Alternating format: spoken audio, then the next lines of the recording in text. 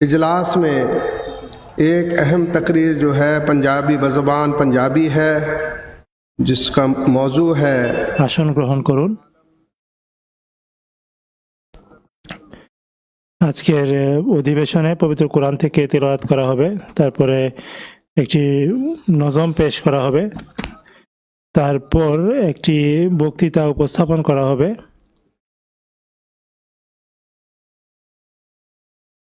বিশ্বব্যাপী শান্তি এবং ইসলামের প্রচার যেটি রয়েছে সেই বিষয়ে বক্তৃতা প্রদান করে, যেটি পাঞ্জাবি ভাষায় বক্তৃতা হবে। মোহতারাম মুবাশশির আহমদ খাদেম সাহেব, উস্তাদ জামিয়া আহমদিয়া কাদিয়ান।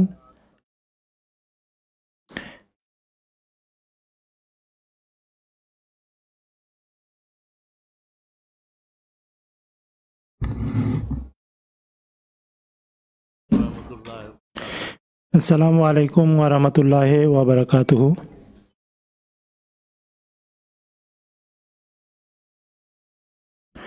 দ্বিতীয় দিনের দ্বিতীয় অধিবেশন পবিত্র কোরআন করিম তিলাওয়াতের মাধ্যমে শুরু হচ্ছে। জনাব লুকমান আহমদ সাহেব পবিত্র কোরআন থেকে তিলাওয়াত করছেন।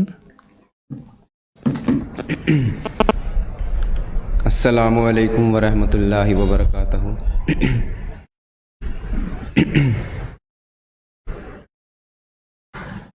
اعوذ باللہ من الشیطان الرجیم۔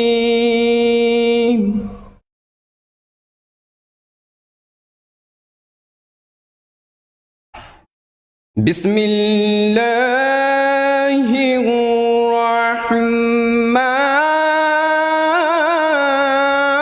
الرحیم۔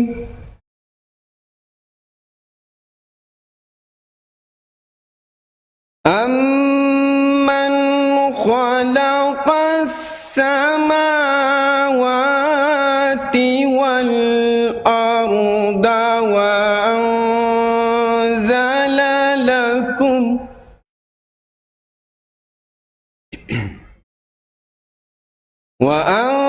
وانزل لكم من السماء ماء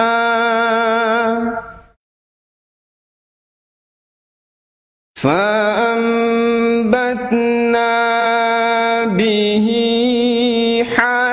حدائق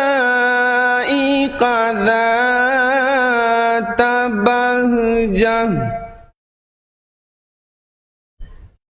ما كان لكم أن تنبتوا شجرها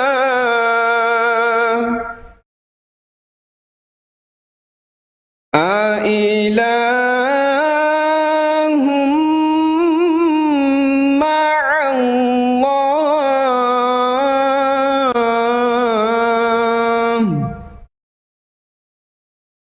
بل هم قوم يعدلون۔ أَمَّنْ جَعَلَ الْأَرْضَ قَرَارًا وَجَعَلَ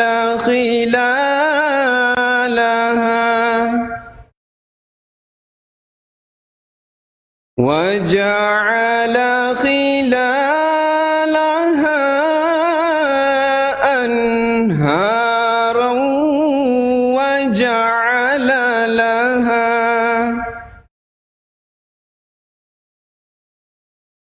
وجعل لها رواسي وجعل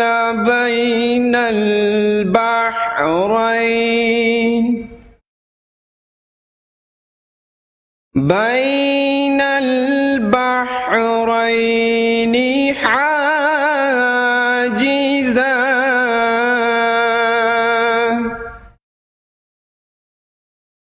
أإله إله مع الله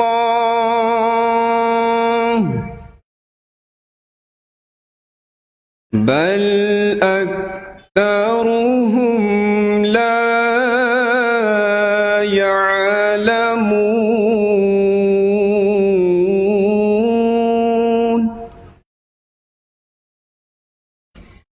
أمن يجيب المضطر إذا دعاه ويكشف السوء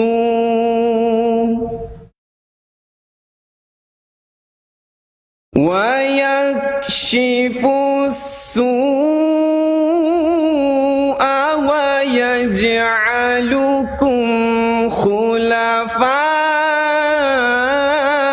الأرض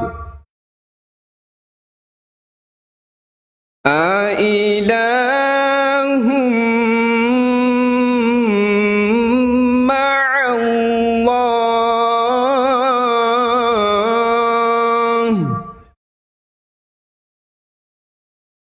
قليلا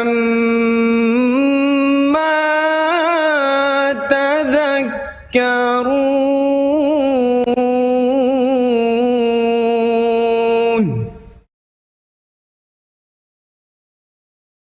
أمن يهديكم في ظلمات البر والبحر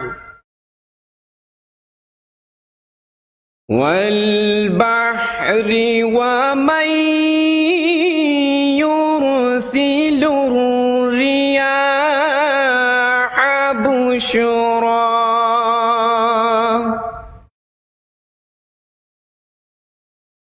ومن يرسل الرياح بشرا بين يدي رحمته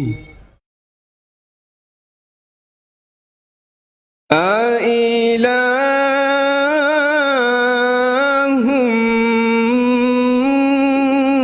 مع الله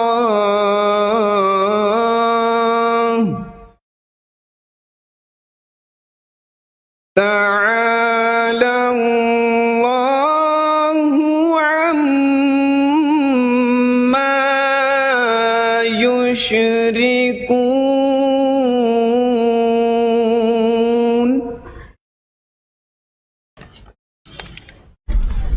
জাযাকুমুল্লাহ তরজমা আতাউল্লাহ নুসরত সাহেব জাজা এর অনুবাদ উপস্থাপন করছেন আতাউল্লাহ সাহেব। বিসমিল্লাহির রহমানির রহিম। এখন সূরা নমলের 61 থেকে 64 নম্বর আয়াতের তিলাওয়াত করা হয়েছে। এই আয়াতগুলোর বাংলা অনুবাদ উপস্থাপন করা হচ্ছে।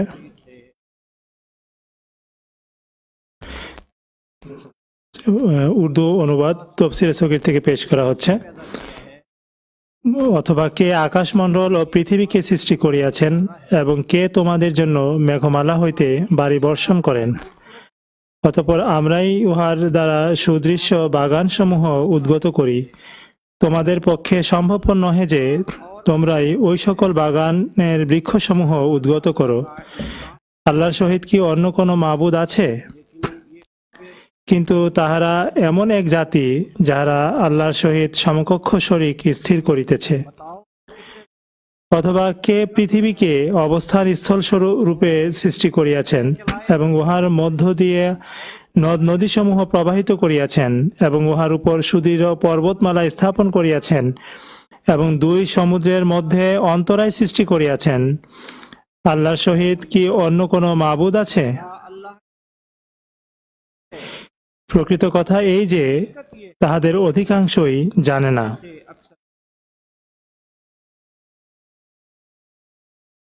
অথবা কে উদ্বিগ্ন চিত্ত ব্যক্তির দোয়া শুনেন যখন সে তাহার নিকট দোয়া করে এবং তাহার কষ্ট দূর করে দেন এবং তোমাদেরকে পৃথিবীর উত্তরাধিকারী করে দেন। আল্লাহর সাথে কি অন্য কোনো উপাস্য আছে? তোমরা খুব কমই উপদেশ গ্রহণ করো।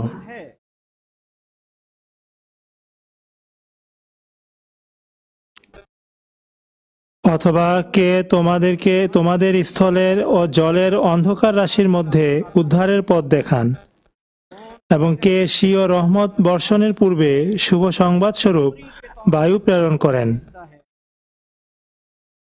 আল্লাহর সাথে কি অন্য কোনো মাবুদ আছে? তারা যাকে শরিক করে আল্লাহ তা হইতে বহু ঊর্ধ্বে। জাযাকুমুল্লাহ খাইরান জাযা।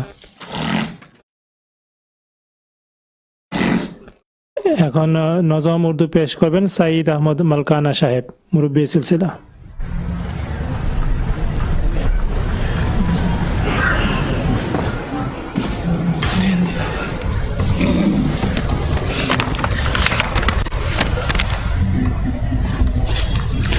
अस्सलामु अलैकुम वरहमतुल्लाहि वबरकातुहू।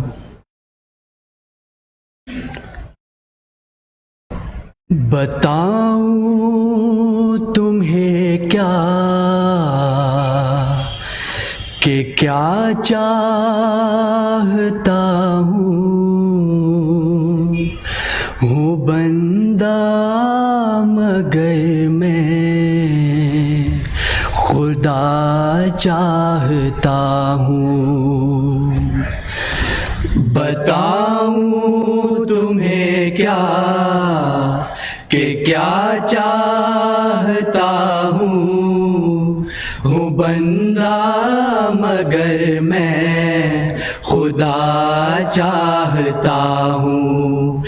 मैं अपने सियाह खानाए दिल की खातिर वफाओं के खालिक वफा चाहता हूँ।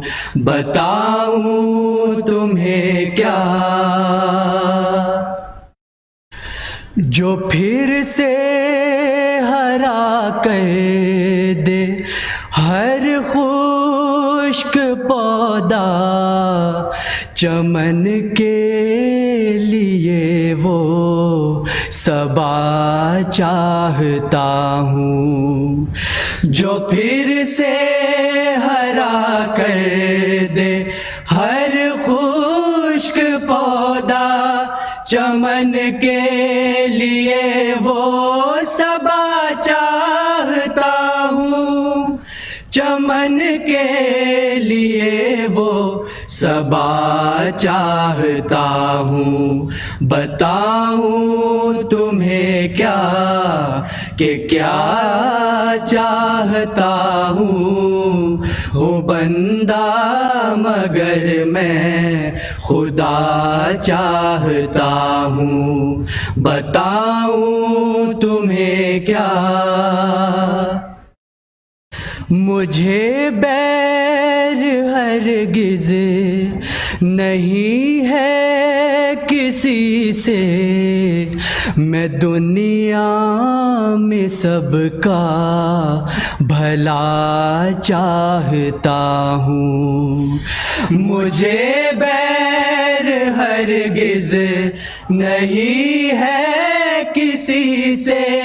मैं दुनिया में सबका भला चाहता हूँ। मैं दुनिया में सबका भला चाहता हूँ। बताऊं तुम्हें क्या कि क्या चाहता हूँ बंदा मगर मैं खुदा चाहता हूँ। बताऊं तुम्हें क्या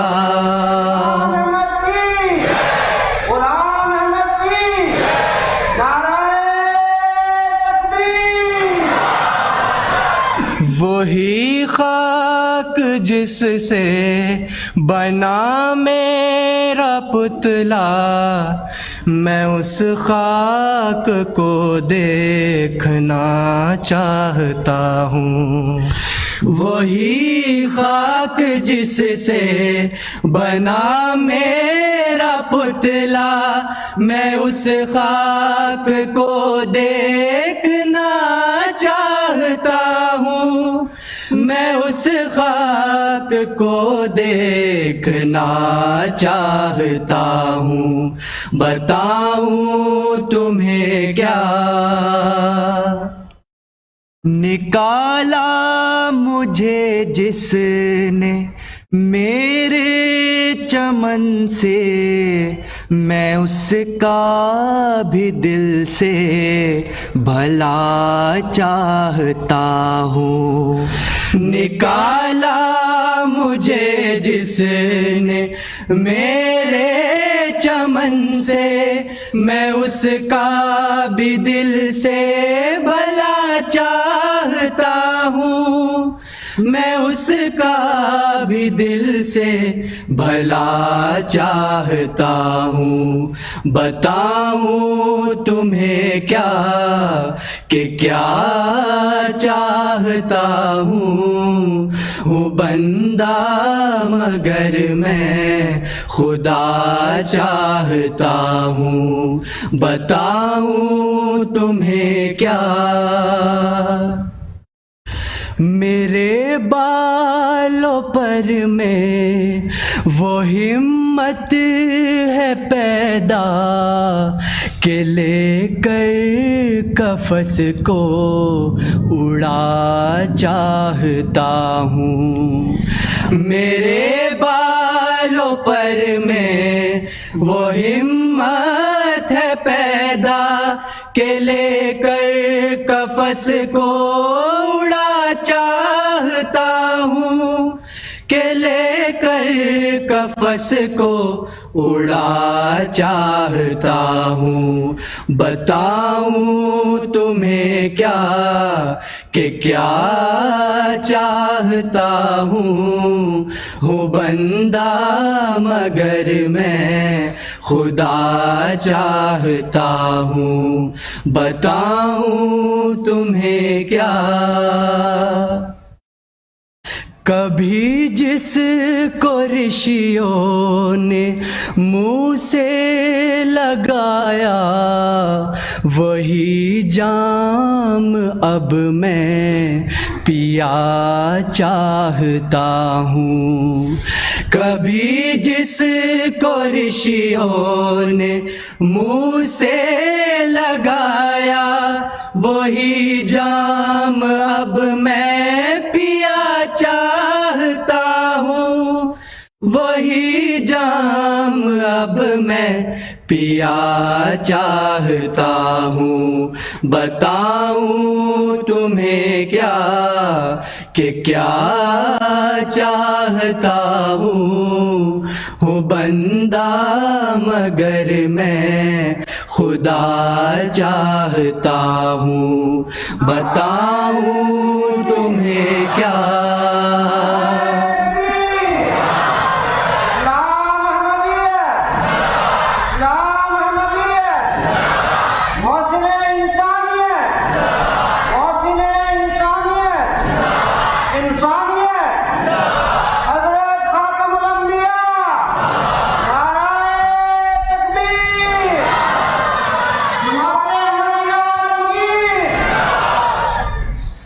رکیبوں کو آرام راحت کی خواہش، مگر میں تو کربو بلا چاہتا ہوں۔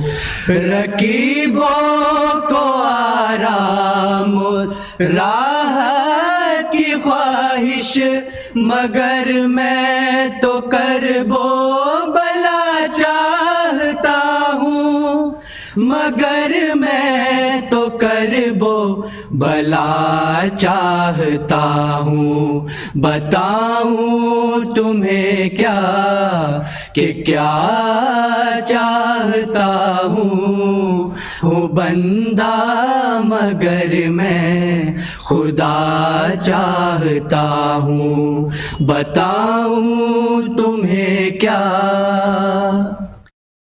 دکھائے جو ہر دم تیرا حسن مجھ کو، میری جان میں وہ آئینہ چاہتا ہوں، دکھائے جو ہر دم تیرا حسن مجھ کو، میری جان میں وہ آئینہ چاہتا ہوں، میری جان میں وہ آئینہ چاہتا ہوں، بتاؤں تمہیں کیا کہ کیا چاہتا ہوں بندہ مگر میں خدا چاہتا ہوں، میں اپنے سیاہ خانہ دل کی خاطر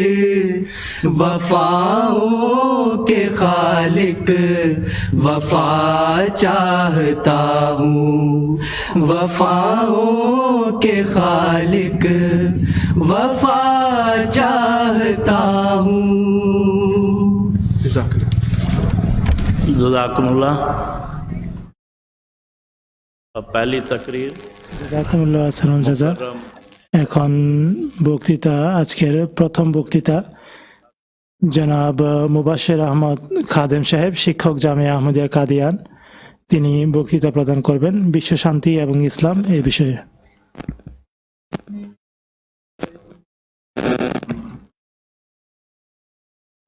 আসসালামু আলাইকুম ওয়া রাহমাতুল্লাহি ওয়া বারাকাতুহু।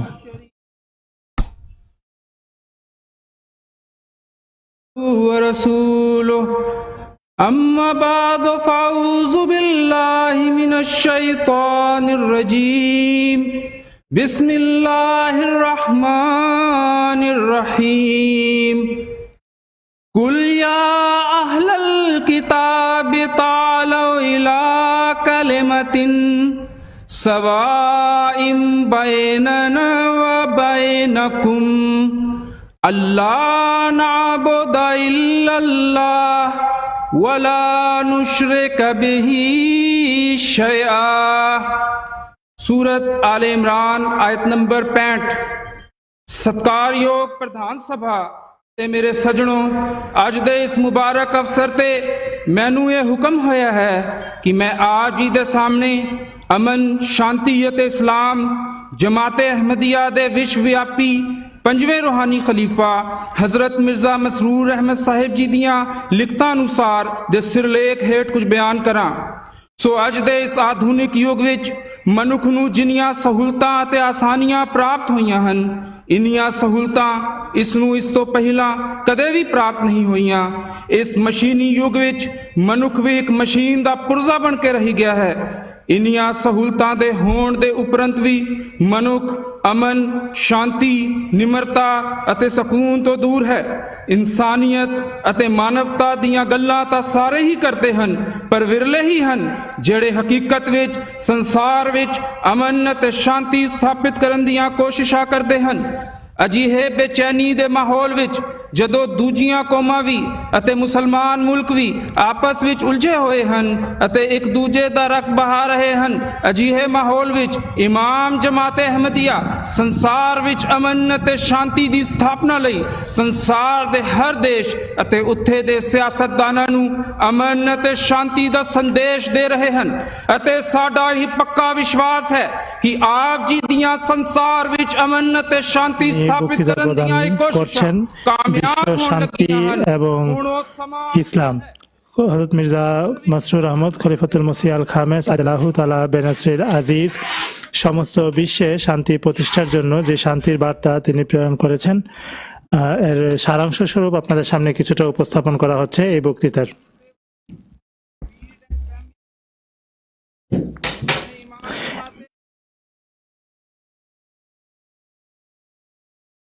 আহমদিয়া প্রত্যেক খলিফাগণই বিশ্ব শান্তি প্রতিষ্ঠার জন্য তারা কাজ করে গিয়েছেন এবং বর্তমান খলিফা যিনি আছেন তিনি কাজ করছেন এবং এখনো করে যাচ্ছেন বিশ্ব শান্তি প্রতিষ্ঠার জন্য।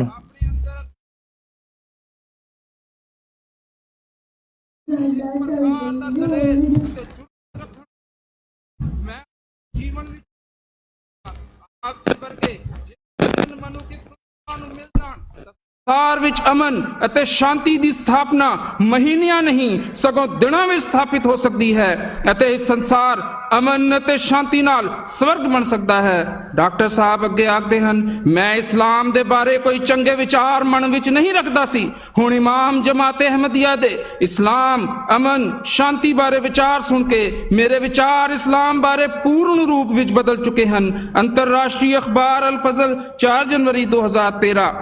ਇਸੇ ਪ੍ਰਕਾਰ ਏਵਨ ਬਾਟੋਲੋ ਸਾਹਿਬ ਜਿਹੜੇ ਮਾਲਟਾ ਦੇ ਮੀਡੀਆ ਨਾਲ ਸੰਬੰਧ ਰੱਖਦੇ ਹਨ, ਉਹ ਇਮਾਮ ਜਮਾਤ ਅਹਿਮਦੀਆ ਜੀ ਬਾਰੇ ਆਖਦੇ ਹਨ, ਹਕੀਕਤ ਵਿੱਚ ਸਤਿਕਾਰਯੋਗ ਖਲੀਫਾ ਸਾਹਿਬ ਅਮਨ ਅਤੇ ਸ਼ਾਂਤੀ ਦੇ ਮਹਾਨ ਦੂਤ ਹਨ ਅਤੇ ਮੈਂ ਖਲੀਫਾ ਸਾਹਿਬ ਦੀ ਸ਼ਖਸੀਅਤ ਅਤੇ ਸੰਸਾਰ ਵਿੱਚ ਖਲੀਫਾ ਸਾਹਿਬ ਦੇ ਅਮਨ ਅਤੇ ਸ਼ਾਂਤੀ ਨੂੰ ਸਥਾਪਿਤ ਕਰਨ ਦੇ ਯਤਨਾਂ ਨਾਲ ਬਹੁਤ ਹੀ ਪ੍ਰਭਾਵਿਤ ਹੋਇਆ ਹਾਂ। ਅੰਤਰਰਾਸ਼ਟਰੀ ਅਖਬਾਰ ਅਲ ਫਜ਼ਲ 4 ਜਨਵਰੀ 2013। ਇਸੇ ਪ੍ਰਕਾਰ ਮੈਡਰਿਡ ਸਪੇਨ ਦੀ ਪੋਪੂਲਰ ਪਾਰਟੀ ਦੇ ਮੈਂਬਰ ਜੋਜ਼ ਮੈਰੀਆ ਐਲਨਸੋ ਆਖਦੇ ਹਨ, ਸਤਿਕਾਰਯੋਗ ਖਲੀਫਾ ਸਾਹਿਬ ਇੱਕ ਮਹਾਨ ਇਨਸਾਨ ਹਨ ਜਿਨ੍ਹਾਂ ਦੇ ਵਜੂਦ ਤੋਂ ਅਮਨ ਅਤੇ ਸ਼ਾਂਤੀ ਦੀਆਂ ਕਿਰਨਾਂ ਨਿਕਲਦੀਆਂ ਹਨ। ਅੰਤਰਰਾਸ਼ਟਰੀ ਅਖਬਾਰ ਅਲ ਫਜ਼ਲ 4 ਜਨਵਰੀ 2013। ਸੋ ਅਮਨ ਦੇ ਦੂਤ ਇਮਾਮ ਜਮਾਤ ਅਹਿਮਦੀਆ ਫਰਮਾਉਂਦੇ ਹਨ, ਅੱਜ ਸੰਸਾਰ ਵਿੱਚ ਅਮਨ ਅਤੇ ਸ਼ਾਂਤੀ ਦੀ ਸਥਾਪਨਾ ਇੱਕ ਬਹੁਤ ਵੱਡਾ ਮਸਲਾ ਹੈ। ਹਰ ਪਾਸੇ ਡਰ, ਖੌਫ ਅਤੇ ਸ਼ਾਂਤੀ ਹੈ। ਇਨਸਾਨੀਅਤ ਨੂੰ ਤਬਾਹ ਅਤੇ ਬਰਬਾਦ ਕਰਨ ਵਾਲੇ ਹਥਿਆਰ ਆਮ ਹੋ ਗਏ ਹਨ। ਇੱਕ ਇਨਸਾਨ ਦੂਜੇ ਇਨਸਾਨ ਦਾ ਦੁਸ਼ਮਣ ਬਣਿਆ ਹੋਇਆ ਹੈ। ਸ਼ਕਤੀਸ਼ਾਲੀ ਕੌਮਾਂ ਆਪਣੇ ਤੋਂ ਕਮਜ਼ੋਰ ਕੌਮਾਂ ਤੇ ਜ਼ੁਲਮ ਕਰ ਰਹੀਆਂ ਹਨ। ਇਹਨਾਂ ਹਾਲਾਤਾਂ ਤੋਂ ਬਾਹਰ ਆਉਣ ਦਾ ਇੱਕ ਹੀ ਮਾਰਗ ਹੈ ਕਿ ਮੁਸਲਮਾਨ ਆਪਣੇ ਅਮਲਾਂ ਨਾਲ ਇਸਲਾਮ ਨੂੰ ਬਦਨਾਮ ਕਰਨਾ ਛੱਡ ਦੇਣ, ਇਸਲਾਮ ਦੀ ਅਮਨ ਅਤੇ ਸ਼ਾਂਤੀ ਦੀ ਸਿੱਖਿਆ ਤੇ ਅਮਲ ਕਰਨ ਅਤੇ ਆਪਸ ਵਿੱਚ ਇਕੱਠੇ ਹੋ ਜਾਣ। ਦੂਜੀਆਂ ਕੌਮਾਂ ਨੂੰ ਵੀ ਅਮਨ ਅਤੇ ਸ਼ਾਂਤੀ ਇਸਲਾਮ ਤੋਂ ਹੀ ਪ੍ਰਾਪਤ ਹੋ ਸਕਦੀ ਹੈ। ਅਸਲ ਵਿੱਚ ਸੰਸਾਰ ਦਾ ਅਮਨ ਇਸਲਾਮ ਦੇ ਨਾਲ ਹੀ ਸੰਬੰਧ ਰੱਖਦਾ ਹੈ। ਸੋ ਅਸਲ ਵਿੱਚ ਇਸਲਾਮ ਦਾ ਅਰਥ ਹੀ ਸ਼ਾਂਤੀ ਹੈ। ਇਸਲਾਮ ਅਮਨ, ਸ਼ਾਂਤੀ, ਆਪਸੀ ਪ੍ਰੇਮ ਅਤੇ ਸਤਿਕਾਰ ਦੀ ਸਿੱਖਿਆ ਦਿੰਦਾ ਹੈ। ਇਸਲਾਮ ਸਾਨੂੰ ਸਿਖਾਉਂਦਾ ਹੈ ਕਿ ਸਤਿਕਾਰਯੋਗ ਮਜ਼ਹਬੀ ਮਹਾਂਪੁਰਸ਼ਾਂ ਅਤੇ ਦੂਜਿਆਂ ਦੇ ਮਜ਼ਹਬੀ ਆਸਥਾਵਾਂ ਦਾ ਆਦਰ ਕੀਤਾ ਜਾਵੇ। ਇਸਲਾਮ ਇਨਸਾਫ, ਸੁਲਹ, ਸਫਾਈ, ਪ੍ਰੇਮ ਤੇ ਸਤਿਕਾਰ ਨੂੰ ਸਥਾਪਿਤ ਕਰਨ ਦੀ ਸਿੱਖਿਆ ਦਿੰਦਾ ਹੈ ਅਤੇ ਇਸਲਾਮ ਇੱਕ ਦੂਜੇ ਦੇ ਹੱਕਾਂ ਦੀ ਹਿਫਾਜ਼ਤ ਦਾ ਸੰਦੇਸ਼ ਵੀ ਸਾਨੂੰ ਦਿੰਦਾ ਹੈ। ਇਸਲਾਮ ਹਰ ਪ੍ਰਕਾਰ ਦੀ ਈਰਖਾ, ਵੈਰ ਵਿਰੋਧ, ਨਫ਼ਰਤ ਅਤੇ ਅਸ਼ਾਂਤੀ ਤੋਂ ਦੂਰ ਰਹਿਣ ਦਾ ਸੁਨੇਹਾ ਦਿੰਦਾ ਹੈ। ਇਸਲਾਮ ਕਿਸੇ ਵੀ ਪ੍ਰਕਾਰ ਦੀ ਆਤੰਕਵਾਦੀ ਗਤੀਵਿਧੀ, ਨਫ਼ਰਤ, ਖੌਫ ਅਤੇ ਅਸ਼ਾਂਤੀ ਦੇ ਕੰਮਾਂ ਦੀ ਨਿੰਦਿਆ ਕਰਦਾ ਹੈ। ਸਪਤਾਹਿਕ ਅਖਬਾਰ ਬਦਰ, ਕਾਦੀਆਂ, ਦਸੰਬਰ 2013। ਸੋ ਸੱਚਾਈ ਵੀ ਇਹ ਹੈ ਕਿ ਅਮਨ ਦੀ ਖਾਹਿਸ਼ ਹੋਣ ਦੇ ਬਾਅਦ ਵੀ ਲੋਕਾਂ ਨੂੰ ਉਸ ਵੇਲੇ ਤੱਕ ਅਮਨ ਅਤੇ ਸ਼ਾਂਤੀ ਨਸੀਬ ਨਹੀਂ ਹੋ ਸਕਦੀ ਜਦੋਂ ਤੱਕ ਸੰਸਾਰ ਵਿੱਚ ਵਸਣ ਵਾਲੀ ਹਰੇਕ ਮਖਲੂਕ ਨਾਲ ਦਿਲਾਂ ਵਿੱਚ ਰਹਿਮ ਅਤੇ ਹਮਦਰਦੀ ਨਾ ਹੋਵੇ। ਇਸਲਾਮ ਨੇ ਅੰਤਰਰਾਸ਼ਟਰੀ ਪੱਧਰ ਤੇ ਅਮਨ, ਸ਼ਾਂਤੀ, ਪ੍ਰੇਮ, ਸਤਿਕਾਰ, ਮਖਲੂਕ ਦੀ ਸੇਵਾ ਅਤੇ ਮਾਨਵਤਾ ਦੇ ਸਤਿਕਾਰ ਦੀ ਜਿਹੜੀ ਸਿੱਖਿਆ ਦਿੱਤੀ ਹੈ ਉਹ ਪੂਰਨ ਅਤੇ ਲਾਭਕਾਰੀ ਅਤੇ ਅਤੀ ਉੱਤਮ ਹੈ ਅਤੇ ਇਸਲਾਮ ਦੀ ਸਿੱਖਿਆ ਸੰਸਾਰ ਵਿੱਚ ਅਮਨ ਦੀ ਸਥਾਪਨਾ ਕਰ ਸਕਦੀ ਹੈ। ਸੋ ਇਸੇ ਪ੍ਰਕਾਰ ਇਸਲਾਮ ਨੇ ਰੱਬ ਦਾ ਜਿਹੜਾ ਰੂਪ ਸੰਸਾਰ ਦੇ ਲੋਕਾਂ ਸਾਹਮਣੇ ਪੇਸ਼ ਕੀਤਾ ਹੈ ਉਹ ਅਸਲਾਮ ਹੈ, ਅਰਥਾਤ ਅਮਨ ਅਤੇ ਸ਼ਾਂਤੀ ਪ੍ਰਦਾਨ ਕਰਨ ਵਾਲਾ। ਜਦੋਂ ਤੱਕ ਕੋਈ ਮਨੁੱਖ ਅਮਨ ਅਤੇ ਸ਼ਾਂਤੀ ਦੇ ਮਾਰਗ ਤੇ ਨਾ ਚੱਲੇ ਉਸ ਸਮੇਂ ਤੱਕ ਉਹ ਮਨੁੱਖ ਰੱਬ ਦਾ ਪਿਆਰਾ ਨਹੀਂ ਬਣ ਸਕਦਾ। ਇਸੇ ਲਈ ਇਸਲਾਮ ਦੇ ਸੰਸਥਾਪਕ ਹਜ਼ਰਤ ਮੁਹੰਮਦ ਸੱਲੱਲਾਹੁ ਅਲੈਹਿ ਵਸੱਲਮ ਨੇ ਫਰਮਾਇਆ, ਮੁਸਲਮਾਨ ਤਾਂ ਉਹ ਹੈ ਜਿਸ ਦੇ ਹੱਥ ਅਤੇ ਜੀਭ ਤੋਂ ਦੂਜੇ ਮਨਪਸੰਦ ਸ਼ਹਿਰੀ ਮਹਿਫੂਜ਼ ਰਹਿਣ। ਬੁਖਾਰੀ ਕਿਤਾਬੁਲ ਈਮਾਨ। ਇਸੇ ਪ੍ਰਕਾਰ ਹਜ਼ਰਤ ਮੁਹੰਮਦ ਸੱਲੱਲਾਹੁ ਅਲੈहि ਵਸੱਲਮ ਨੇ ਫਰਮਾਇਆ, ਮੂਮਨ ਮੁਸਲਮਾਨ ਤਾਂ ਉਹ ਹੈ ਜਿਸ ਤੋਂ ਦੂਜੇ ਸਾਰੇ ਮਨੁੱਖ ਅਮਨ ਵਿੱਚ ਰਹਿਣ। ਮੁਸਨਦ ਅਹਿਮਦ ਬਿਨ ਹੰਬਲ, ਪੰਨਾ 215। ਸੋ ਇਸਲਾਮ ਨੇ ਸਾਰੀ ਮਾਨਵਤਾ ਅਤੇ ਸਾਰੇ ਹੀ ਮਜ਼ਹਬਾਂ ਦੇ ਮੰਨਣ ਵਾਲਿਆਂ ਨੂੰ ਇਸ ਗੱਲ ਤੇ ਗੌਰ ਕਰਨ ਦਾ ਸੰਦੇਸ਼ ਦਿੱਤਾ ਹੈ ਕਿ ਸਾਰੇ ਹੀ ਮਜ਼ਹਬਾਂ ਦੇ ਮੰਨਣ ਵਾਲੇ ਇੱਕ ਸਰਵ ਸ਼ਕਤੀਮਾਨ ਹਸਤੀ ਨੂੰ ਮੰਨਦੇ ਹਨ। ਕੋਈ ਉਸ ਨੂੰ ਪਰਮੇਸ਼ਵਰ ਕਹਿੰਦਾ ਹੈ, ਕੋਈ ਉਸ ਨੂੰ ਖੁਦਾ ਜਾਂ ਗੋਡ ਕਹਿੰਦਾ ਹੈ ਅਤੇ ਕੋਈ ਉਸ ਨੂੰ ਵਾਹਿਗੁਰੂ ਦੇ ਨਾਂ ਨਾਲ ਯਾਦ ਕਰਦਾ ਹੈ। ਨਾ ਵੱਖਰੇ ਵੱਖਰੇ ਹੋਣ ਕਾਰਨ ਉਸ ਸਰਵ ਸ਼ਕਤੀਮਾਨ ਦੀ ਹਸਤੀ ਵੱਖਰੀ ਵੱਖਰੀ ਨਹੀਂ ਹੋ ਸਕਦੀ। ਜਿਸ ਨਾਂ ਨਾਲ ਵੀ ਉਸ ਸਰਵ ਸ਼ਕਤੀਮਾਨ ਹਸਤੀ ਨੂੰ ਪੁਕਾਰੋ ਅਤੇ ਯਾਦ ਕਰੋ, ਸਾਰੇ ਹੀ ਸੁੰਦਰ ਨਾਂ ਉਸੇ ਹਸਤੀ ਦੇ ਹਨ। ਰੱਬ ਤਾਂ ਸਾਰਿਆਂ ਦਾ ਇੱਕੋ ਹੀ ਹੈ। ਇਸਲਾਮ ਦੀ ਸਿੱਖਿਆ ਹੈ ਕਿ ਖੁਦਾ ਦੀ ਜ਼ਾਤ ਰੱਬੁਲ ਆਲਮੀਨ ਹੈ। ਉਹ ਮਨੁੱਖਾਂ ਦਾ ਪਾਲਣਹਾਰ ਅਤੇ ਸਿਰਜਣਹਾਰ ਹੈ। ਰੱਬ ਦੀ ਕੁਦਰਤ ਦਾ ਕਾਨੂੰਨ ਸਾਰਿਆਂ ਲਈ ਇੱਕ ਸਮਾਨ ਹੈ। ਰੱਬ ਕਿਸੇ ਮਨੁੱਖ ਨਾਲ ਵਿਤਕਰਾ ਨਹੀਂ ਕਰਦਾ। ਖੁਦਾ ਉਸ ਦਾ ਵੀ ਪਾਲਣਹਾਰ ਹੈ ਜੋ ਉਸ ਦਾ ਇਨਕਾਰੀ ਬਰਾਬਰੀ ਹੈ। ਜਿਸ ਪ੍ਰਕਾਰ ਰੱਬ ਸਾਰਿਆਂ ਨਾਲ ਬਰਾਬਰ ਸਲੂਕ ਕਰਦਾ ਹੈ, ਉਸੇ ਪ੍ਰਕਾਰ ਸਾਨੂੰ ਵੀ ਸਾਰੀ ਮਾਨਵਤਾ ਅਤੇ ਇਨਸਾਨੀਅਤ ਨਾਲ ਬਰਾਬਰੀ ਦਾ ਅਤੇ ਪ੍ਰੇਮ ਅਤੇ ਪਿਆਰ ਦਾ ਸਲੂਕ ਕਰਨਾ ਹੋਵੇਗਾ। ਹਰ ਇਨਸਾਨ ਨੂੰ ਇਨਸਾਨ ਸਮਝਦੇ ਹੋਏ, ਰੱਬ ਦੀ ਮਖਲੂਕ ਸਮਝਦੇ ਹੋਏ ਉਸ ਨਾਲ ਬਰਾਬਰੀ ਅਤੇ ਹਮਦਰਦੀ ਦਾ ਸਲੂਕ ਕਰਨਾ ਹੋਵੇਗਾ। ਜੇਕਰ ਇਹ ਕਿਸੇ ਵੀ ਮਜ਼ਹਬ ਨਾਲ ਸੰਬੰਧ ਰੱਖਣ ਵਾਲੇ ਹੋਵੇ, ਉਸ ਦਾ ਸਤਿਕਾਰ ਕਰਨਾ ਹੋਵੇਗਾ। ਸੋ ਇਸਲਾਮ ਦੇ ਸੰਸਥਾਪਕ ਹਜ਼ਰਤ ਮੁਹੰਮਦ ਮੁਸਤਫਾ ਸੱਲੱਲਾਹੁ ਅਲੈਹਿ ਵਸੱਲਮ ਸਾਰੇ ਸੰਸਾਰ ਨੂੰ ਸੰਦੇਸ਼ ਦਿੰਦੇ ਹੋਏ ਫਰਮਾਉਂਦੇ ਹਨ, ਅਲ ਖਲਕੋ ਯਾਲੁল্লাহ ਫਅਹਬੁਲ ਖਲਕ ਇਲੱਲਾਹ ਮਨ ਅਹਸਨ ਇਲਾ ਯਾਲਹੀ, ਅਰਥਾਤ ਸਾਰੀ ਦੀ ਸਾਰੀ ਹੀ ਮਖਲੂਕ ਰੱਬ ਦਾ ਪਰਿਵਾਰ ਹੈ। ਸੋ ਰੱਬ ਨੂੰ ਆਪਣੀ ਮਖਲੂਕ ਵਿੱਚੋਂ ਉਹ ਮਨੁੱਖ ਸਭ ਤੋਂ ਅਧਿਕ ਪਿਆਰਾ ਹੈ ਜੋ ਉਸ ਦੇ ਪਰਿਵਾਰ ਨਾਲ ਚੰਗਾ ਸਲੂਕ ਕਰਦਾ ਹੈ। ਜਮਾਤ-ਏ ਅਹਿਮਦੀਆ ਦੇ ਸੰਸਥਾਪਕ ਹਜ਼ਰਤ ਮਿਰਜ਼ਾ ਗੁਲਾਮ ਅਹਿਮਦ ਸਾਹਿਬ ਕਾਦੀਆਨੀ ਅਲੈਹਿਸਲਾਮ ਆਪਣੀ ਪੁਸਤਕ ਸਿਰਾਜ-ਏ ਮੁਨੀਰ ਪੰਨਾ 28 ਵਿੱਚ ਫਰਮਾਉਂਦੇ ਹਨ, ਸਾਡਾ ਇਹ ਉਸੂਲ ਹੈ ਕਿ ਸੰਸਾਰ ਵਿੱਚ ਵਸਣ ਵਾਲੇ ਸਾਰੇ ਹੀ ਮਨੁੱਖਾਂ ਨਾਲ ਪ੍ਰੇਮ ਅਤੇ ਹਮਦਰਦੀ ਕਰੋ।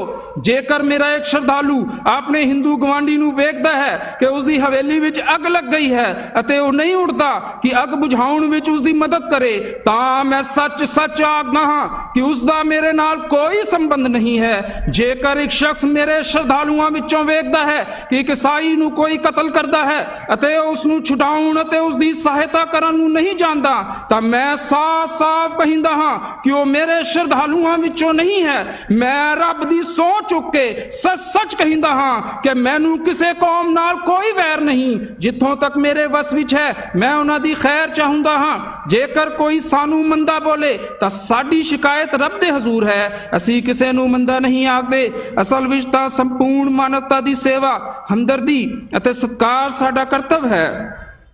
ਸੰਸਾਰ ਵਿੱਚ ਅਮਨ ਅਤੇ ਸ਼ਾਂਤੀ ਉਸੇ ਵੇਲੇ ਸਥਾਪਿਤ ਹੋ ਸਕਦੀ ਹੈ ਜਦੋਂ ਅਸੀਂ ਆਪਣੇ ਹਿਰਦਿਆਂ ਨੂੰ ਨਫ਼ਰਤ ਨੂੰ ਨਾਲ ਪਾਕ ਸਾਫ਼ ਕਰਕੇ ਸਾਰੇ ਹੀ ਮਜ਼ਹਬਾਂ ਅਤੇ ਸਾਰੇ ਹੀ ਮਜ਼ਹਬਾਂ ਦੇ ਮਹਾਪੁਰਸ਼ਾਂ ਅਤੇ ਸਾਰੇ ਹੀ ਮਜ਼ਹਬਾਂ ਦੇ ਗ੍ਰੰਥਾਂ ਦਾ ਪੂਰਾ ਮਾਣ ਅਤੇ ਸਤਿਕਾਰ ਕਰਾਂਗੇ। ਇਹ ਉਸੂਲ ਹੈ ਜਿਸ ਨਾਲ ਸੰਸਾਰ ਵਿੱਚ ਸ਼ੁੱਧ ਰੂਪ ਵਿੱਚ ਅਮਨ ਅਤੇ ਸ਼ਾਂਤੀ ਦੀ ਸਥਾਪਨਾ ਹੋ ਸਕਦੀ ਹੈ। ਸੰਸਾਰ ਵਿੱਚ ਅਮਨ ਅਤੇ ਸ਼ਾਂਤੀ ਨੂੰ ਸਥਾਪਿਤ ਕਰਨ ਲਈ ਇਸਲਾਮ ਨੇ ਸੁਨਹਿਰਾ ਅਤੇ ਪਵਿੱਤਰ ਸੰਦੇਸ਼ ਦਿੱਤਾ ਹੈ, ਵਲੇ ਕੁੱਲ ਕੌਮਿਨ ਹਾਦ, ਅਰਥਾਤ ਹਰ ਕੌਮ ਵੱਲ ਰੱਬ ਦੇ ਸਤਿਕਾਰਯੋਗ ਮਹਾਪੁਰਸ਼ ਆਏ ਹਨ। ਇੱਕ ਹੋਰ ਜ਼ਰੂਰੀ ਗੱਲ ਜਿਸ ਦਾ ਸੰਸਾਰ ਦੇ ਅਮਨ ਅਤੇ ਸ਼ਾਂਤੀ ਨੂੰ ਕਾਇਮ ਕਰਨ ਨਾਲ ਗਹਿਰਾ ਸੰਬੰਧ ਹੈ, ਉਹ ਪਵਿੱਤਰ ਕੁਰਾਨ ਦੀ ਸੂਰਤ ਆਲੇ ਇਮਰਾਨ ਦੀ ਉਹ ਆਇਤ ਹੈ ਜਿਸ ਦੀ ਮੈਂ ਸ਼ੁਰੂ ਵਿੱਚ ਤਿਲਾਵਤ ਕੀਤੀ ਹੈ, ਜਿਸ ਵਿੱਚ ਰੱਬ ਫਰਮਾਉਂਦਾ ਹੈ, ਤੂੰ ਇਹ ਆ ਕਿ ਹੈ ਪੁਸਤਕ ਦੇ ਅਨੁਸਾਰੀਓ, ਤੁਸੀਂ ਸਾਰੇ ਹੀ ਇੱਕ ਅਜਿਹੀ ਗੱਲ ਵੱਲ ਆ ਜਾਓ ਜੋ ਤੁਹਾਡੇ ਤੇ ਸਾਡੇ ਵਿਚਾਲੇ ਇੱਕ ਸਮਾਨ ਹੈ, ਤੇ ਉਹ ਇਹ ਹੈ ਕਿ ਅਸੀਂ ਸਾਰੇ ਹੀ ਇੱਕ ਰੱਬ ਦੀ ਇਬਾਦਤ ਕਰੀਏ। ਸੋ ਇੱਕ ਈਸ਼ਵਰਵਾਦ ਸੰਸਾਰ ਵਿੱਚ ਅਮਨ ਸਥਾਪਿਤ ਕਰਨ ਦੀ ਨੀਂਹ ਹੈ। ਆਪਸੀ ਪ੍ਰੇਮ ਅਤੇ ਭਾਈਚਾਰਾ ਇੱਕ ਈਸ਼ਵਰਵਾਦ ਦੀ ਸਿੱਖਿਆ ਤੋਂ ਜਨਮ ਲੈਂਦਾ ਹੈ। ਇੱਕ ਪਿਤਾ ਦੀ ਸੰਤਾਨ ਵਿੱਚ ਜੇਕਰ ਅਸਮਾਨਤਾ ਹੋਵੇ ਤਾਂ ਵੀ ਦੋ ਵੀਰ ਕਦੇ ਵੀ ਆਪਸ ਵਿੱਚ ਇੱਕ ਚੰਗੇ ਪਰਿਵਾਰ ਤੋਂ ਸੰਬੰਧ ਰੱਖਣ ਦੇ ਉਪਰੰਤ ਨਹੀਂ ਲੜਦੇ। ਇਸੇ ਅਸੂਲ ਅਨੁਸਾਰ ਇਸਲਾਮ ਦੇ ਸੰਸਥਾਪਕ ਹਜ਼ਰਤ ਮੁਹੰਮਦ ਮੁਸਤਫਾ ਸੱਲੱਲਾਹੁ ਅਲੈਹਿ ਵਸੱਲਮ ਨੇ ਨਜਰਾਨ ਦੇ ਈਸਾਈ ਵੀਰਾਂ ਨੂੰ ਮਹਿਮਾਨ ਦੇ ਤੌਰ ਤੇ ਮਦੀਨਾ ਵਿੱਚ ਆਪਣੀ ਮੁਕੱਦਸ ਅਤੇ ਪਵਿੱਤਰ ਮਸਜਿਦ ਨਬੀ ਵਿੱਚ ਠਹਿਰਾਇਆ। ਹੋਰ ਜਦੋਂ ਉਹਨਾਂ ਦੀ ਇਬਾਦਤ ਦਾ ਸਮਾਂ ਆਇਆ ਤਾਂ ਆਪ ਜੀ ਨੇ ਖੁੱਲੇ ਮਨ ਤੋਂ ਫਰਮਾਇਆ ਕਿ ਮਸਜਿਦ ਤਾਂ ਬਣੀ ਹੀ ਰੱਬ ਦੀ ਇਬਾਦਤ ਲਈ ਹੈ, ਤੁਸੀਂ ਇਸ ਵਿੱਚ ਆਪਣੇ ਤਰੀਕੇ ਅਨੁਸਾਰ ਇਬਾਦਤ ਕਰ ਸਕਦੇ ਹੋ।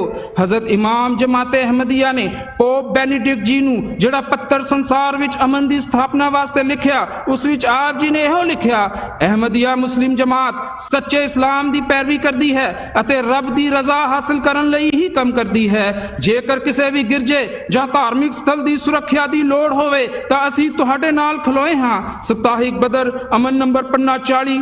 ਸੋ ਇਮਾਮ ਜਮਾਤ ਅਹਿਮਦੀਆ ਨੇ ਯੂਰਪੀਅਨ ਪਾਰਲੀਮੈਂਟ ਦੇ ਆਪਣੇ ਲੈਕਚਰ ਵਿੱਚ ਫਰਮਾਇਆ, ਇੱਕ ਹੋਰ ਅਸੂਲ ਜਿਸ ਦੀ ਇਸਲਾਮ ਸਿੱਖਿਆ ਦਿੰਦਾ ਹੈ ਉਹ ਇਹ ਹੈ ਕਿ ਅਮਨ ਸਥਾਪਿਤ ਕਰਨ ਦੀ ਕੋਸ਼ਿਸ਼ ਵਿੱਚ ਇਹ ਜ਼ਰੂਰੀ ਹੈ ਕਿ ਕੋਈ ਵੀ ਕੌਮ ਕਿਸੇ ਵੀ ਪ੍ਰਕਾਰ ਦੀ ਵਡਿਆਈ ਦਾ ਇਜ਼ਹਾਰ ਨਾ ਕਰੇ। ਪਵਿੱਤਰ ਕੁਰਾਨ ਦੀ ਸਿੱਖਿਆ ਹੈ ਕਿ ਸਾਰੀਆਂ ਹੀ ਕੌਮਾਂ ਅਤੇ ਨਸਲਾਂ ਬਰਾਬਰ ਹਨ ਅਤੇ ਸੰਸਾਰ ਦੇ ਸਾਰੇ ਮਨੁੱਖਾਂ ਨਾਲ ਬਰਾਬਰੀ ਦਾ ਸਲੂਕ ਕੀਤਾ ਜਾਵੇ। ਪਵਿੱਤਰ ਕੁਰਾਨ ਦੀ ਸਿੱਖਿਆ ਹੈ, ਅਰਥਾਤ ਹੈ ਲੋਕੋ, ਅਸੀਂ ਤੁਹਾਨੂੰ ਕਈ ਟੋਲੀਆਂ ਤੇ ਕਬੀਲਿਆਂ ਵਿੱਚ ਵੰਡ ਦਿੱਤਾ ਹੈ ਤਾਂ ਜੋ ਤੁਸੀਂ ਇੱਕ ਦੂਜੇ ਨੂੰ ਪਛਾਣ ਸਕੋ।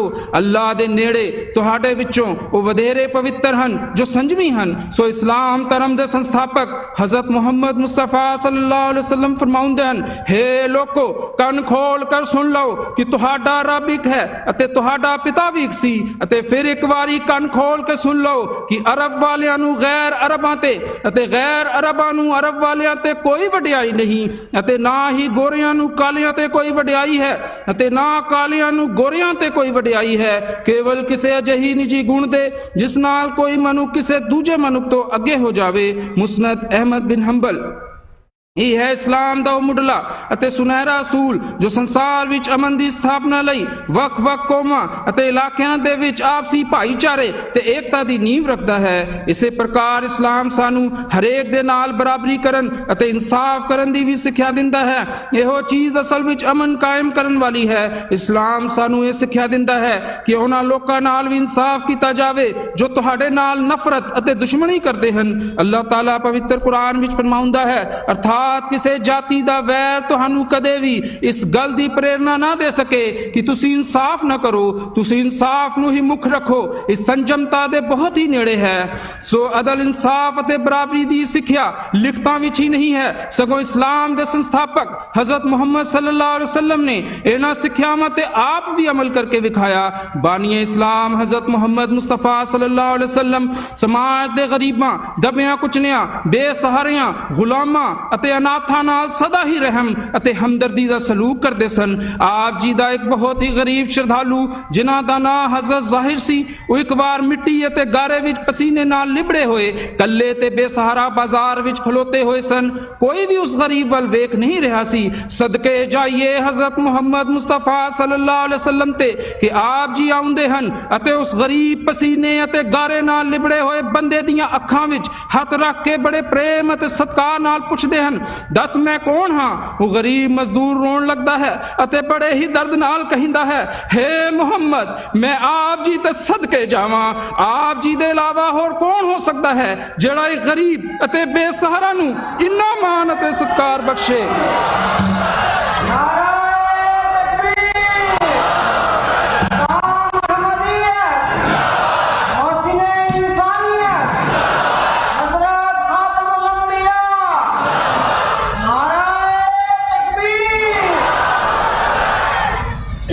ਇਹ ਹੈ ਇਸਲਾਮ ਦੀ ਉਹ ਸਿੱਖਿਆ ਜਿਸ ਵਿੱਚ ਸਮਾਜ ਦੇ ਹਰ ਵਰਗ ਦੇ ਬੰਦਿਆਂ ਨਾਲ ਬਰਾਬਰੀ ਕਰਨ ਦਾ ਸੰਦੇਸ਼ ਦਿੱਤਾ ਗਿਆ ਹੈ। ਇਹੋ ਕਾਰਨ ਹੈ ਕਿ ਇਸਲਾਮ ਦੇ ਸੰਸਥਾਪਕ ਹਜ਼ਰਤ ਮੁਹੰਮਦ ਸੱਲੱਲਾਹੁ ਅਲੈਹਿ ਵਸੱਲਮ ਦੀ ਪਵਿੱਤਰ ਜੀਵਨੀ ਦਾ ਜਿਸ ਕਿਸੇ ਨੇ ਵੀ ਇਨਸਾਫ ਦੀ ਨਜ਼ਰਾਂ ਨਾਲ ਅਧਿਐਨ ਕੀਤਾ, ਉਹ ਆਪ ਜੀ ਦੇ ਇਨਸਾਨੀਅਤ, ਹਮਦਰਦੀ ਅਤੇ ਰਹਿਮਦਿਲੀ ਦਾ ਇਕਰਾਰ ਕੀਤੇ ਬਗੈਰ ਨਾ ਰਹਿ ਸਕਿਆ। ਸੋ ਯੂਰਪ ਦੇ ਮਸ਼ਹੂਰ ਇਤਿਹਾਸਕਾਰ ਮਿਸਟਰ ਆਰਥਰ ਨੇ ਆਪਣੀ ਪੁਸਤਕ ਹਿਸਟਰੀ ਆਫ ਇਸਲਾਮ ਵਿੱਚ ਹਜ਼ਰਤ ਮੁਹੰਮਦ ਸਾਹਿਬ ਜੀ ਦੀ ਬੜੀ ਸ਼ਲਾਘਾ ਕਰਦੇ ਹੋਏ ਲਿਖਿਆ, ਮੁਹੰਮਦ ਸਾਹਿਬ ਜੀ ਦੇ ਆਚਰਣ ਬਹੁਤ ਉੱਤਮ ਸਨ।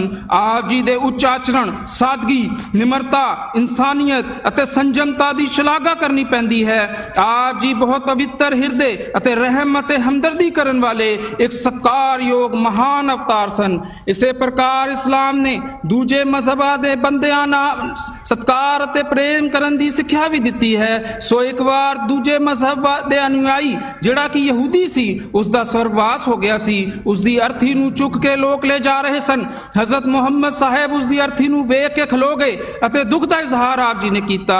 ਆਪ ਜੀ ਦੇ ਸ਼ਰਧਾਲੂਆਂ ਨੇ ਹੈਰਾਨ ਹੋ ਕੇ ਪੁੱਛਿਆ, ਹੇ ਪਿਆਰੇ ਰਸੂਲ, ਅਸੀਂ ਤੁਹਾਡੇ ਤੇ ਸਦਕੇ ਜਾਈਏ, ਇਹ ਤਾਂ ਇੱਕ ਦੂਜੇ ਮਜ਼ਹਬ ਦੇ ਯਹੂਦੀ ਦੀ ਅਰਥੀ ਹੈ। ਆਪ ਜੀ ਨੇ ਬੜੇ ਪ੍ਰੇਮ ਅਤੇ ਸਤਿਕਾਰ ਨਾਲ ਫਰਮਾਇਆ, ਹਾਂ, ਇਹ ਵੀ ਤਾਂ ਇੱਕ ਇਨਸਾਨ ਹੈ, ਉਸ ਵਿੱਚ ਵੀ ਤਾਂ ਜਾਨ ਸੀ। ਜਦੋਂ ਕਿਸੇ ਦੀ ਜਾਨ ਨਿਕਲਦੀ ਹੈ ਤਾਂ ਉਸ ਨੂੰ ਅਤਿਅੰਤ ਤਕਲੀਫ ਹੁੰਦੀ ਹੈ। ਇਸੇ ਪ੍ਰਕਾਰ ਇਸਲਾਮ ਨੇ ਅਦਲ ਅਤੇ ਇਨਸਾਫ ਕਰਨ ਦੀ ਸਿੱਖਿਆ ਵੀ ਦਿੱਤੀ ਹੈ। ਸੋ ਕਬੀਲਾ ਕੁਰੈਸ਼ ਦੇ ਇੱਕ ਵੱਡੇ ਪਰਿਵਾਰ ਦੀ ਇੱਕ ਔਰਤ ਫਾਤਮਾ ਮਖਜ਼ੂਮੀ ਚੋਰੀ ਦੇ ਅਪਰਾਧ ਵਿੱਚ ਕੈਦ ਕਰਕੇ ਲਿਆਈ ਗਈ। ਕੁਰੈਸ਼ ਦੇ ਲੋਕਾਂ ਨੇ ਖਿਆਲ ਕਰਕੇ ਕਿ ਵੱਡੇ ਪਰਿਵਾਰ ਦੀ ਔਰਤ ਹੈ, ਹਜ਼ਰਤ ਉਸਾਮਾ ਬਿਨ ਜ਼ੈਦ ਦੇ ਹੱਥ ਹਜ਼ਰਤ ਮੁਹੰਮਦ ਸੱਲੱਲਾਹੁ ਅਲੈਹਿ ਵਸੱਲਮ ਦੇ ਦਰਬਾਰ ਵਿੱਚ ਉਸ ਔਰਤ ਨੂੰ ਛੱਡ ਦੇਣ ਦੀ ਸਿਫਾਰਿਸ਼ ਕੀਤੀ ਤਾਂ ਕਿ ਉਸ ਨੂੰ ਚੋਰੀ ਦੇ ਅਪਰਾਧ ਦੀ ਸਜ਼ਾ ਨਾ ਦਿੱਤੀ ਜਾਵੇ। ਆਪ ਜੀ ਨੇ ਹਜ਼ਰਤ ਉਸਾਮਾ ਨੂੰ ਇਹ ਫਰਮਾਇਆ ਕਿ ਤੁਸੀਂ ਅੱਲਾਹ ਦੇ ਹੁਕਮ ਦੇ ਖਿਲਾਫ ਸਿਫਾਰਿਸ਼ ਕਰਨ ਆਏ ਹੋ। ਫਿਰ ਆਪ ਜੀ ਨੇ ਸਾਰਿਆਂ ਹੀ ਲੋਕਾਂ ਦੇ ਸਾਹਮਣੇ ਫਰਮਾਇਆ, ਹੇ ਲੋਕੋ, ਤੁਹਾਡੇ ਵਿੱਚੋਂ ਪਹਿਲੀ ਕੌਮਾਂ ਇਸ ਲਈ ਬਰਬਾਦ ਹੋ ਗਈਆਂ ਕਿ ਜਦੋਂ ਕੋਈ ਵੱਡੇ ਪਰਿਵਾਰ ਵਾਲਾ ਚੋਰੀ ਕਰਦਾ ਤਾਂ ਉਸ ਨੂੰ ਛੱਡ ਦਿੱਤਾ ਜਾਂਦਾ ਅਤੇ ਜਦੋਂ ਕੋਈ ਕਮਜ਼ੋਰ ਚੋਰੀ ਕਰਦਾ ਤਾਂ ਉਸ ਨੂੰ ਸਜ਼ਾ ਦਿੰਦੇ। ਰੱਬ ਦੀ ਸਹੁੰ, ਇਸ ਫਾਤਮਾ मखजूमी दी की गल करदे हो, जेकर मुहम्मद दी कुड़ी फातिमा चोरी करदी तां मैं उस दे भी हथ वड़ दिंदा।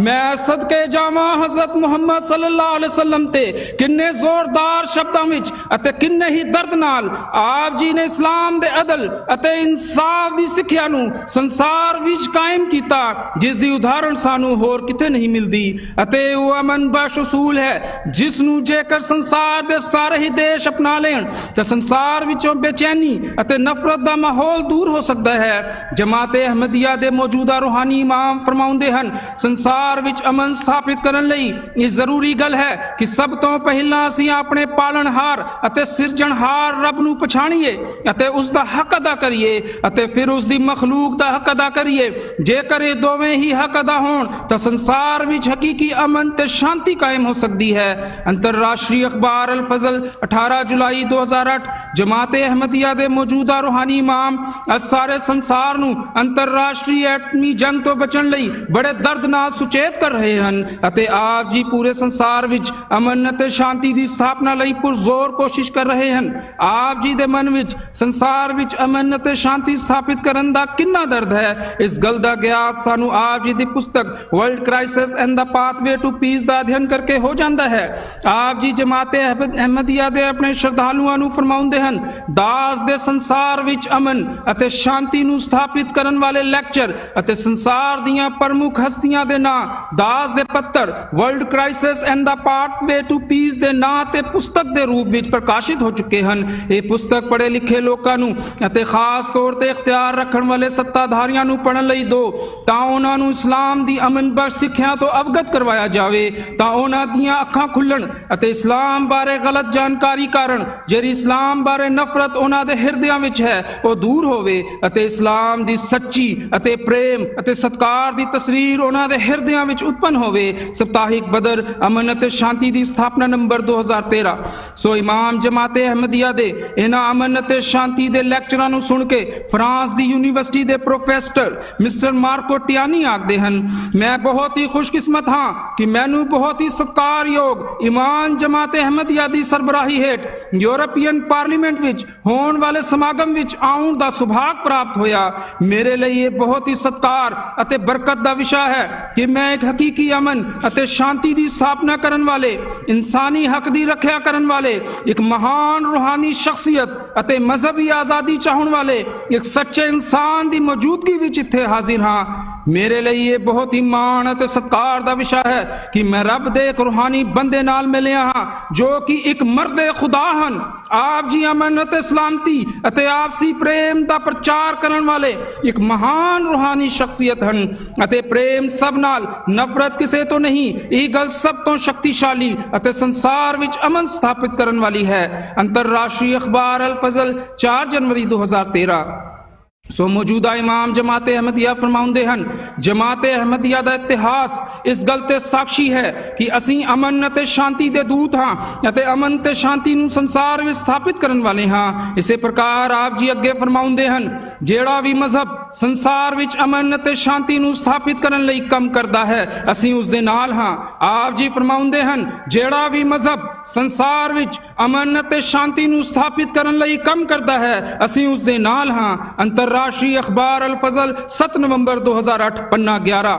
ਮੇਰੇ ਸਤਿਕਾਰਯੋਗ ਸੱਜਣੋ, ਆਓ ਕਿ ਅੱਜ ਅਸੀਂ ਸਾਰੇ ਹੀ ਇਸ ਸਟੇਜ ਤੋਂ ਇਸ ਗੱਲ ਦਾ ਪ੍ਰਣ ਕਰੀਏ ਕਿ ਅਸੀਂ ਸਾਰੇ ਹੀ ਆਪਸ ਵਿੱਚ ਰਲ ਕੇ ਪ੍ਰੇਮ ਅਤੇ ਸਤਿਕਾਰ ਨਾਲ ਰਹਿੰਦੇ ਹੋਏ ਸੰਸਾਰ ਵਿੱਚ ਅਮਨ ਅਤੇ ਸ਼ਾਂਤੀ ਸਥਾਪਿਤ ਕਰਾਂਗੇ। ਸੋ ਜਮਾਤ-ਏ ਅਹਿਮਦੀਆ ਦੀ ਇਹਨਾਂ ਸਿੱਖਿਆਵਾਂ ਅਨੁਸਾਰ ਅਸੀਂ ਬੜੇ ਮਾਣ ਅਤੇ ਸਤਿਕਾਰ ਨਾਲ ਇਸ ਗੱਲ ਦਾ ਐਲਾਨ ਕਰਦੇ ਹਾਂ ਅਤੇ ਬੜੇ ਦਰਦ ਨਾਲ ਰੱਬ ਦੇ ਅੱਗੇ ਅਰਦਾਸ ਕਰਦੇ ਹਾਂ ਕਿ ਪਿੰਡ ਪਿੰਡ ਹੀ ਡੁੱਗੀ ਪਿਟਾ ਦੇ, ਪਿੰਡ ਪਿੰਡ ਹੀ ਡੁੱਗੀ ਪਿਟਾ ਦੇ। ਰੱਬਾ ਸਿੱਖ ਹਿੰਦੂ ਮੁਸਲਿਮ ਈਸਾਈ ਨੂੰ ਪ੍ਰੇਮੀ ਬਣਾ ਦੇ, ਰੱਬਾ ਸਿੱਖ ਹਿੰਦੂ ਮੁਸਲਿਮ ਈਸਾਈ ਨੂੰ ਪ੍ਰੇਮੀ ਬਣਾ ਦੇ, ਰੱਬਾ ਸਿੱਖ ਹਿੰਦੂ ਮੁਸਲਿਮ ਈਸਾਈ ਨੂੰ ਪ੍ਰੇਮੀ ਬਣਾ ਦੇ। ਰੱਬ ਕਰੇ ਅਜਿਹਾ ਹੀ ਹੋਵੇ। ਆਮੀਨ। Love for all, hated for none. मोहब्बत सब नाल, नफरत किसे तो नहीं। व आखिर दावाना अल्हम्दुलिल्लाहि रब्बिल आलमीन।